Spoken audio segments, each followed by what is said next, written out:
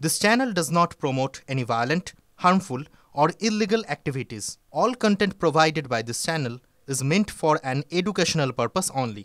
Trinamool supremo স্বয়ং মুখ্যমন্ত্রী তিনি বার্তা দিয়েছিলেন, ধমকের সুরেই বার্তা দিয়েছিলেন, কড়া বার্তা। কিন্তু সেই কড়া বার্তা বাস্তবায়ন দেখা যাচ্ছে না। জমি মাফিয়াদের যে দৌরাত্ম্য অব্যাহত রয়েছে।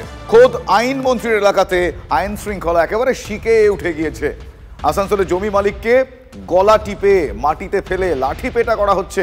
দেখুন সেই ছবি। কোথা থেকে ওনারা এই সাহস পাচ্ছেন আমরা জানি না। সেই ফুটেজ, সিসিটিভি ফুটেজ প্রকাশ্যে চলে আসে। বাড়ি ঘিরে ধরে হামলা, 40 থেকে 50 জন দুষ্কৃতী রয়েছেন। হ্যাঁ, দুষ্কৃতী। থানায় লিখিত অভিযোগ দায়ের হয়েছে। 17 দিন পেরিয়ে গেলে এখনো পর্যন্ত কাউকেই ধরা যায়নি। যেখানে স্বয়ং পুলিশ মন্ত্রী, রাজ্যের মুখ্যমন্ত্রী, তিনি বারবার বলেছেন এই ধরনের অভব্যতা, এই ধরনের অসভ্যতা একেবারেই সহ্য করবেন না। কিন্তু তবুও কোনো কারণে, কোনো অজ্ঞাত কারণে কারোর কানেই সে বিষয়ে যাচ্ছে না। আইনকে বুড়ো আঙুল দেখিয়ে আইনমন্ত্রীর এলাকাতেই এই ধরনের আইন বিরুদ্ধ কাজ প্রকাশ্যে চলছে। দেখুন সেই ছবি। বাড়ির ওপরে হানা করছে এবং ওদের হাতে ভোজালি, বন্দুক এই সমস্ত ছিল। মানে জেনারেলি আমরা এগুলো সিনেমাতে দেখেছি বা শুনেছি, এবং এইসব জিনিস জেনারেলি বেশি হয় বিহার বা উত্তরপ্রদেশে আমরা শুনে থেকেছি, কিন্তু বেঙ্গলে এরকম প্রথমবার। আতঙ্কিত হয়ে গেলাম যে আমরা তাহলে কোন জায়গাতে আছি, যে একই জমির যদি দুজন মালিকানা বলে ক্লেম করে তাহলে আমরা কোথায় যাব।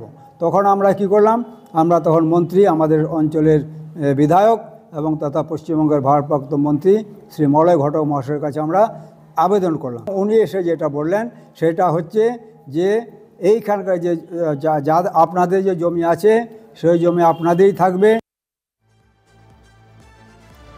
আমার সহকর্মী চন্দ্রশেখর এই মুহূর্তে আমার সঙ্গে টেলিফোন লাইনে রয়েছেন। চন্দ্রশেখর, আইনমন্ত্রী এসে কি বলেছেন আমরা শুনলাম, কিন্তু বিষয়টা হলো 17 দিন হয়ে গিয়েছে, লিখিত অভিযোগ দায়ের হয়েছে, এখনো কাউকে কোনো রকম আটক পর্যন্ত করা হয়নি। পুলিশ কি কিছুর জন্য অপেক্ষা করছে না কোনো নির্দেশ পেয়েছে?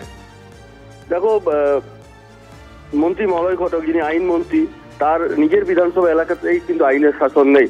যেটা তিনি যখন বৈঠক করছেন, স্থানীয়দের সঙ্গে কথা বলছেন, তিনি নিজে উদ্বেগ প্রকাশ করেছেন, নিজেই বলছেন যে তাদেরকে আগ্নেয়াস্ত্র হাতে দেখা যাচ্ছে।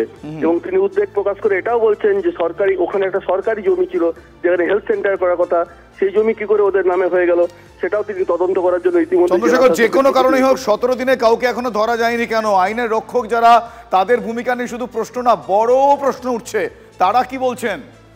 একেবারে হীরাপুর থানা এলাকায় এই নিয়ে অভিযোগ হয়েছে, এখনো পর্যন্ত কাউকে গ্রেপ্তার করা হয়নি। যেখানে মন্ত্রী নিজের চিঠি লিখেছেন সেখানেও হয়নি।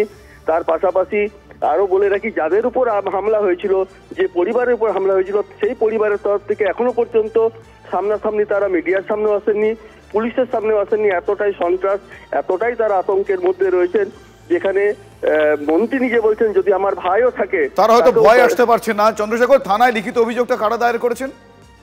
থানায় লিখিত অভিযোগ দায়ের হয়েছে স্থানীয়দের পক্ষ থেকে, যারা ওই অঞ্চলের বাসিন্দা, হিলভিউ পার্ক এলাকার বাসিন্দা, যারা সাহস সঞ্চয় করে ঘটনার প্রায় 12-15 দিন পর নিজেরা মাস ডেপুটেশন করে সেই লিখিত অভিযোগ দায়ের করেছেন। কিন্তু একটু ভালোভাবে দেখলে সিসিটিভি ফুটেজে দেখতে পাওয়া যাচ্ছে যারা কারা এই ঘটনা ঘটাচ্ছে, তাদেরকে তারা কারা এখনো সেটা জানতে পারা গেল না। সেটা একটু বেশি মাত্রায় বিস্ময়কর নয় চন্দ্রশেখর? একেবারেই তো, কারণ এই ঘটনাটা শুধু প্রথমবার নয়। মুখ্যমন্ত্রী যখন বললো যে, মুখ্যমন্ত্রী কয়েকদিন আগে বার্তা দিয়েছেন যে জমি দখল হয়ে যাচ্ছে, তারপরে দেখা গেল উত্তর থানার পুলিশ তৎপরতার সঙ্গে 4 জন জমি মাফিয়াকে গ্রেপ্তার করেছিল। অথচ হীরাপুর থানার পুলিশ যে এলাকায় এই ঘটনা ঘটেছে সেখানে এখনো পর্যন্ত এই ঘটনায় কাউকে আটক। ধন্যবাদ চন্দ্রশেখর। জেলা প্রশাসনকে মন্ত্রী মলয় ঘটক চিঠি দিয়েছেন আমরা জানতে পেরেছি, কিন্তু চিঠি চাপাটি চলুক, কিন্তু এই ধরনের ঘটনার পর 17 দিন কেটে গিয়েছে, আইনমন্ত্রীর এলাকায় কাউকে এখনো পর্যন্ত আটক করা যায়নি, চিহ্নিত করা যায়নি। বড় বিস্ময়কর। মুখ্যমন্ত্রী যেখানে নির্দেশ দিয়েছিলেন, কড়া বার্তা দিয়েছিলেন, তারপরেও এত দুঃসাহস এদের আসছে কোথা থেকে, এই প্রশ্ন রেখে আমরা এই ছবি দেখালাম, আবারও দেখাবো। একটা ব্রেকের সময় হয়ে গিয়েছে, পরবর্তীকালে অন্য খবর নিয়ে ফিরছি।